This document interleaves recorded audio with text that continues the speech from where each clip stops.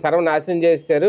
7,000 మెగావాట్ల రాజస్థాన్ నుంచి ఒప్పందం కుదుర్చుకున్నారు. అదేదో ఇక్కడే మనం ప్రాజెక్టులు ఏర్పాటు చేసుకుని ఉంటే ఆ పరిస్థితి ఉండేది కాదనేది. అంటే వీళ్ళు ఆయన పెద్దగా చదువుకున్నాడో లేదో నాకు తెలియదు. చదువుకున్న వాళ్ళు అయితే బాధ్యతతో మాట్లాడతారు. ఎందుకంటే అందులో అప్పుడు కుదుర్చుకుందే కదా సెకీ ప్రాజెక్టు ఒప్పందం. అవును, అప్పుడు కుదుర్చుకున్న అప్పుడే కదా ఈ సోలార్ పవర్ ప్లాంట్స్ పెట్టింది. అదాని వాళ్ళు పెడతానన్నది అయ్యే కదా వీళ్ళు ఇప్పుడు అమల్లో చేస్తుంది.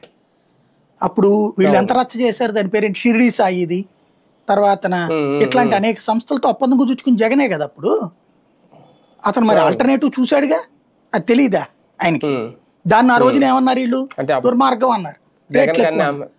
అదానికి అన్ని అమ్మేస్తున్నారు, అదానికి అమ్మేస్తున్నారు, షిరిడి సాయికి అమ్మేస్తున్నారని ఈనాడు జ్యోతి పుంకాను స్టోరీలు రాసినవి వీళ్ళందరూ విమర్శించారు. ఇప్పుడు అదే షిరిడి సాయి నుంచి వీళ్ళు కొంటున్నారుగా.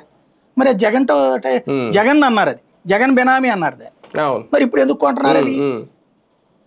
అట్లాగే అప్పుడే కదా అదానిది కావచ్చు, అనంతపురంలో విపరీతంగా ల్యాండ్ ఇచ్చింది కావచ్చు, ఇవన్నీ కూడా జగన్ టైంలో పవర్ ప్రొడక్షన్ ఒప్పుకోకపోవడం ఏంది? బోల్డ్ అంత పవర్ ప్రొడక్షన్ ప్రాజెక్ట్స్ ఓకే చేసుకున్నాడు కదా అతను. అసలు అతను ఎంత ప్రాక్టికల్ గా చేశాడంటే, రైతులకు సంబంధించి ఉచిత విద్యుత్ ఇవ్వడానికి ఎంత కరెంట్ అవుతుందో లెక్కేసి దాన్నే సెకీతో కుదుర్చుకున్న ఒప్పందం అతను.